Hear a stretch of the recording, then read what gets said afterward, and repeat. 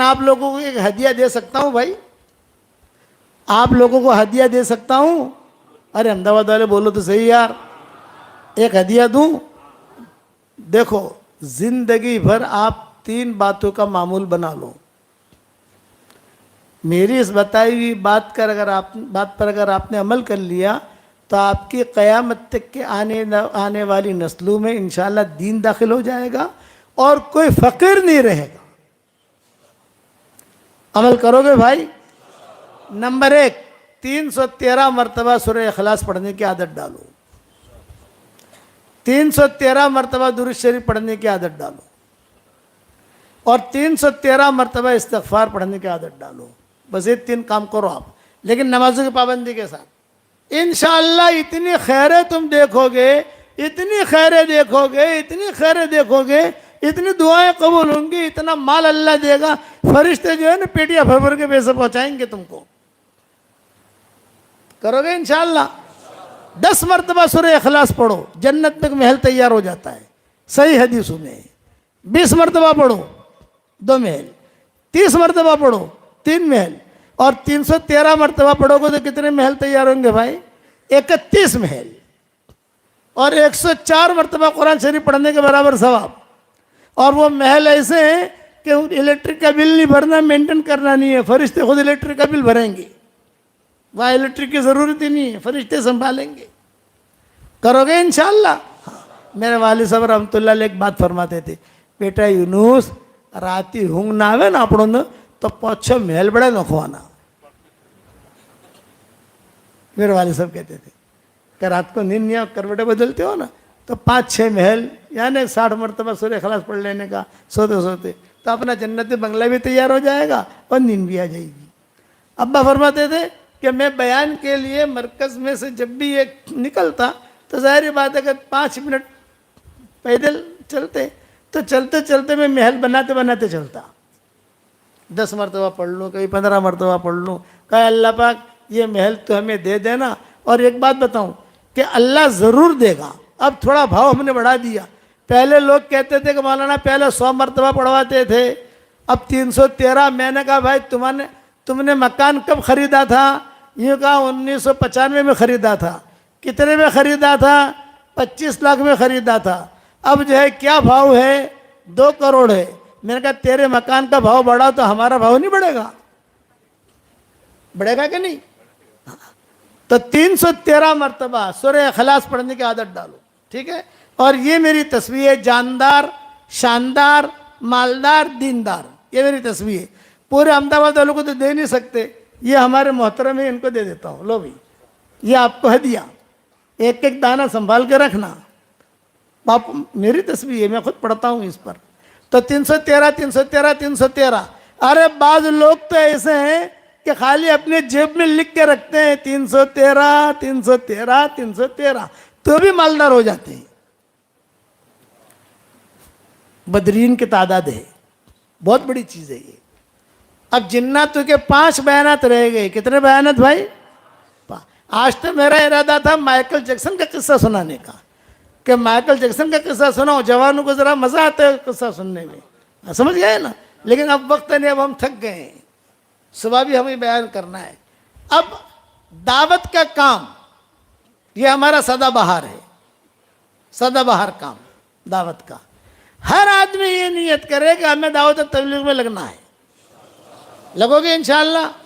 چلے لگاؤ, مسجد و جماعتیں بیٹھو, 3 دن لگاؤ, لیکن ہمارے ساتھیوں کے مشورے سے, بغیر مشورے کے نہیں. ہماری شورے کی جماعت ہے, ہر مسجد میں ہمارے ساتھی ہیں الحمدللہ.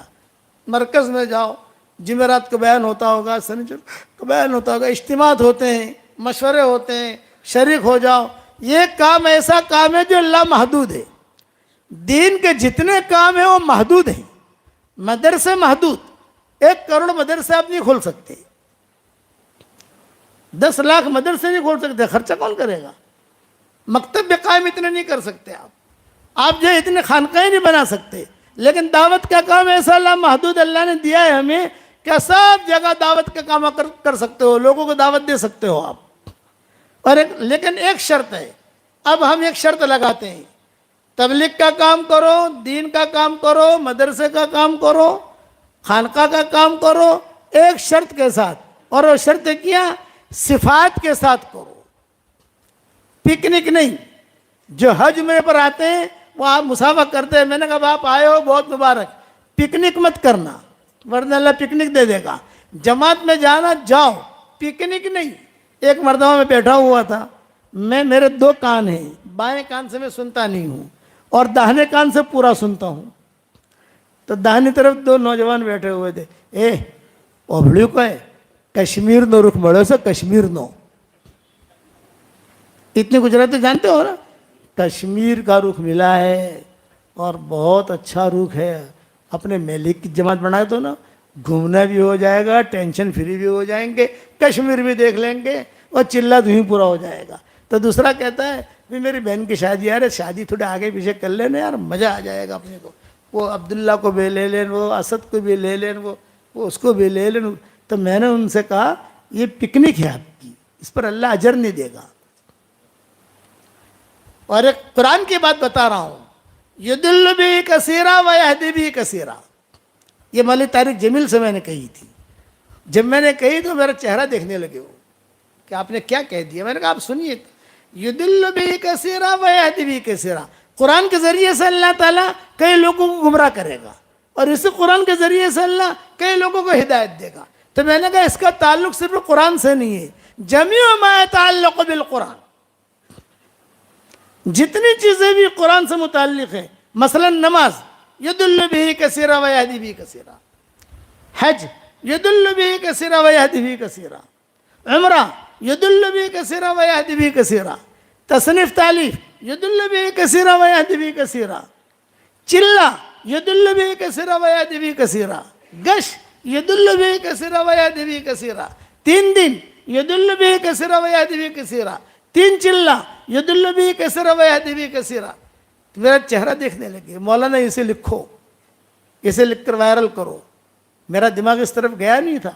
मैंने कहा जितनी चीज़ें कुरान से मिलती जुलती हैं उसकी वजह से अल्लाह गुमराह भी करेगा और उसकी वजह से अल्लाह हिदायत भी देगा। फिर मैंने कहा कि देखो जहन्नम में सबसे पहले मुशरिक नहीं जाएगा, जहन्नम में सबसे पहले यहूदी नहीं जाएंगे, सब जहन्नम में सबसे पहले नसारा नहीं जाएंगे। तो जहन्नम में कौन जाएगा? वो दीन के काम करने वाले जहन्नम में सबसे पहले जाएंगे जिनकी नीयतों में खोट था। ये अब्बा फरमाते थे। और फिर भरे मजमू में, रायगढ़ में 10 लाख का मजमा होता था, तो अब्बा कहते थे कान खोल के सुनो, मैं इसलिए कहता हूँ ताकि हशर के मैदान में पकड़ा न जाऊं, मैं इसलिए कहता हूँ ताकि हशर के मैदान में अल्लाह मुझे न पकड़े, इसलिए कि मेरा बयान लाखों आदमी नहीं करोड़ों सुनते हैं। और हजरत जी पीछे बैठे होते थे और हजरत शेख भी पीछे बैठे होते थे, दोनों बुजुर्ग। और हजरत जी के सामने कह रहा हूँ, हजरत शेख के सामने कह रहा हूँ कि दावत और तबलीग का काम करते करते अगर कोई बिगड़ गया तो काबे में जाकर भी सुधरेगा नहीं। मदरसा चलाते चलाते अगर कोई बिगड़ गया वो काबे में जाकर भी सुधरेगा नहीं। हवा ये अब्बा कहते थे। तो सारा मजमा जो है पठानों का बहुत रोता था।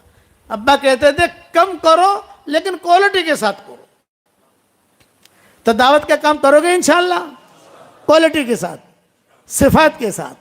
अब्बा कहते थे बयान के लिए बैठता हूँ तो अल्लाह से कहता हूँ कि अल्लाह सिर्फ तेरे लिए कर रहा हूँ, मेरा कोई और मकसद नहीं है। और 3 मेरे हदिया कबूल कर लिया आपने। 313 मरतबा क्या पढ़ना है भाई? वाह वाह।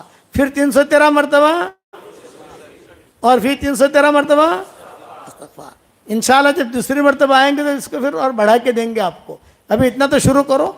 अब बताओ अल्लाह के रास्ते में जाने के लिए कौन कौन तैयार है? जल्दी से खड़े हो जाओ, ये नाम लिखा दो, फिर हम दुआ कर दें।